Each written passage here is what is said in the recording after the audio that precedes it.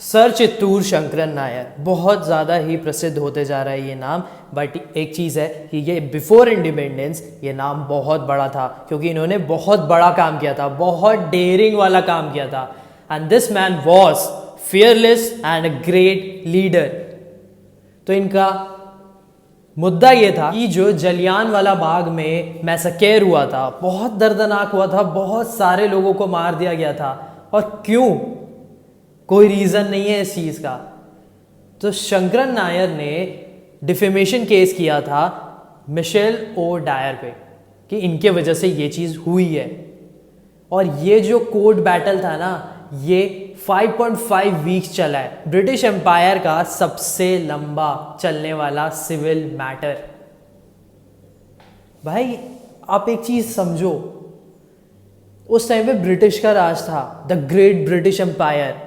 और उस टाइम पे यही एक आदमी थे जिन्होंने ब्रिटिश एम्पायर पे केस किया था। और ब्रिटिश एम्पायर डेफिनेटली कहीं ना कहीं पे हिल गई थी कि यार ऐसा कैसे हो सकता है, कोई हम पे केस कैसे कर सकता है, क्योंकि हमारा ही राज है, जैसा हम बोलेंगे वैसा ही होगा। एंड डेफिनेटली जो जलियांवाला बाग में 1919 में हुआ था वो बहुत ही ख़राब चीज़ थी। और बच्चे, बूढ़े, औरतें, लड़कियां, आदमी बस मार दिए गए थे, बस गोलियां चलाते गए ब्रिटिश वाले। A man with lot of courage. And इनके बारे में सच में बहुत सारे लोगों ने नहीं सुना है, बट ये बहुत ही खास आदमी थे before struggle, before independence. And इन्होंने भी कहीं ना कहीं इंडिपेंडेंस के लिए वर्क किया है। मद्रास से इन्होंने एजुकेशन प्राप्त की है, लॉ की डिग्री भी मद्रास से ही ली है। इंग्लैंड में ये बैरिस्टर थे, इंडियन नेशनल कांग्रेस के ये यंगेस्ट प्रेसिडेंट थे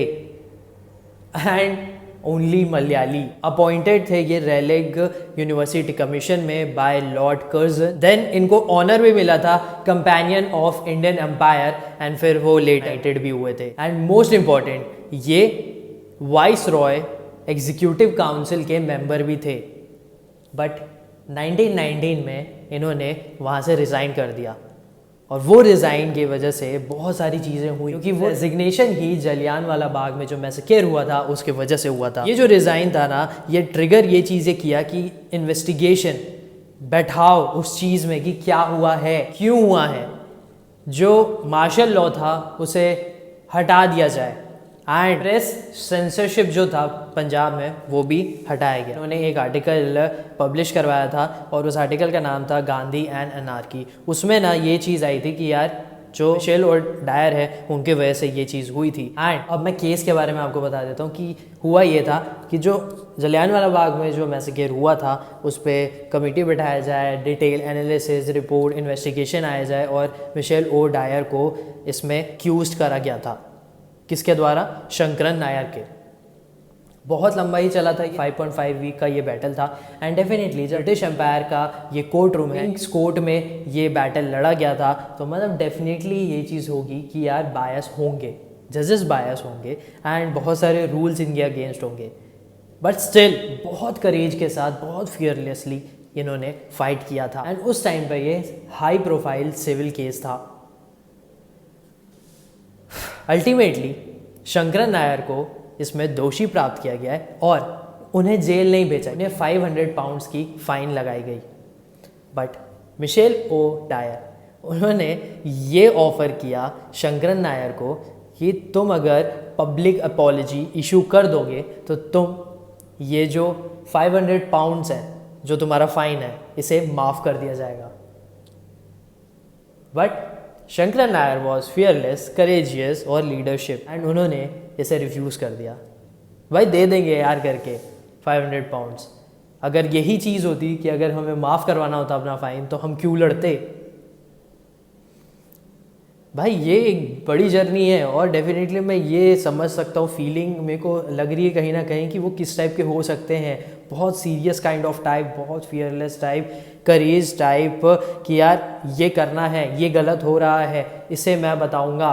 उन्होंने बहुत सारे केसेस कोर्ट्स में फ़ाइट किए हैं, उन्होंने वर्क किया है कास्ट रिलेटेड, उन्होंने इंटर रिलीजन से रिलेटेड वर्क किया है। और हाँ, वाइस रॉ कमेटी में ये सिर्फ ओनली मेंबर थे उस टाइम पे, ओनली इंडियन मेंबर थे उस टाइम पे। तो यार ये भी बहुत बड़ी बात होती है, उनकी क्या क्वालिफिकेशन होगी, उनकी क्या बातचीत होंगी कि यार वो अपॉइंट किया गया है as a member in viceroy executive committee. तो ये सारी चीज़ें ना जब बिफोर इंडिपेंडेंस है और जब ब्रिटिश का हर जगह पे पूरे इंडिया में जब दबदबा चल रहा है, तो उस टाइम पे ऐसी क्या हो उनकी पर्सनालिटी, उनकी बातचीत, उनका सोचना कि वो ये सारे लेवल पे गए हैं। विजनरी थे, रिफॉर्मर थे, तो क्या होगी सोच, आप समझ सकते हो। ऐसे बहुत सारे लोग हैं यार, हम उनका नाम या बहुत सारे लोगों का नाम नहीं लेते हैं। जब हम गांधी का नाम, भगत सिंह का नाम, सुभाष चंद्र बोस का नाम फ्रीडम फाइटर्स में लेते हैं, लेकिन ऐसे बहुत सारे लोग हैं जिन्होंने कहीं ना कहीं इंडिया के इंडिपेंडेंस के लिए काम किया है। एंड धीरे धीरे करके सारे नाम कहीं ना कहीं किसी स्टोरी के थ्रू आते रहते हैं, जैसे कि अभी केसरी चैप्टर 2 के थ्रू आ रहे हैं। केसरी चैप्टर 2 का जो डायरेक्टर है वो करण सिंह त्यागी, वर्मा प्रोडक्शन के अंडर बनी है। एक्टिंग इसमें अक्षय कुमार, आर माधवन, अनन्या पांडे कर रहे हैं। एंड ये चीज़ है कि सर चित्तूर शंकरन नायर ने ये फाइट हार भी गए थे, तब भी उनका जो मॉरल है वो बहुत बढ़ गया था। मॉरल विक्ट्री इनकी बहुत ज़्यादा हुई थी, क्योंकि भाई अगेंस्ट ब्रिटिश एम्पायर फाइट करना बहुत ज़्यादा ही डेयरिंग वाली बात है। तो ये एक छोटी सी स्टोरी। उनके जो फादर थे वो तहसीलदार थे अंडर ब्रिटिश गवर्नमेंट। उन्होंने पढ़ाई मद्रास से कंप्लीट की है एंड उनका जो लॉ की डिग्री भी है वो भी मद्रास से ही हुई है। तो यार तुम अगर इंडिया से भी कर रहे हो तो ऊपर जा सकते हो।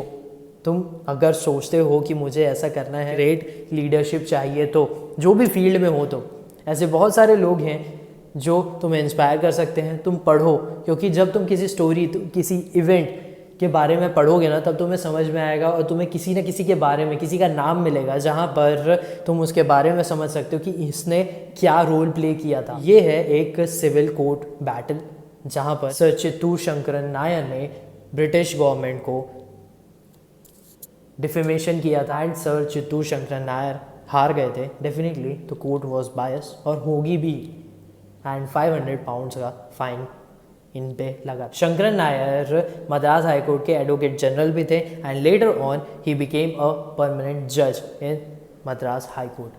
तो इनका जो एडवोकेसी का भी जो करियर था वो भी बहुत अच्छा था। तो मिलते हैं आपसे नेक्स्ट वीडियो में, किसी और के बारे में बताऊंगा या तो फिर अपने बारे में बताऊंगा, कुछ चीज़ शेयर करूंगा। तो सब्सक्राइब कर लो एंड शेयर कर सकते हो तो कर लो, एंड डेफिनेटली मैं इम्प्रूव करते रहूँगा। Thank you for watching.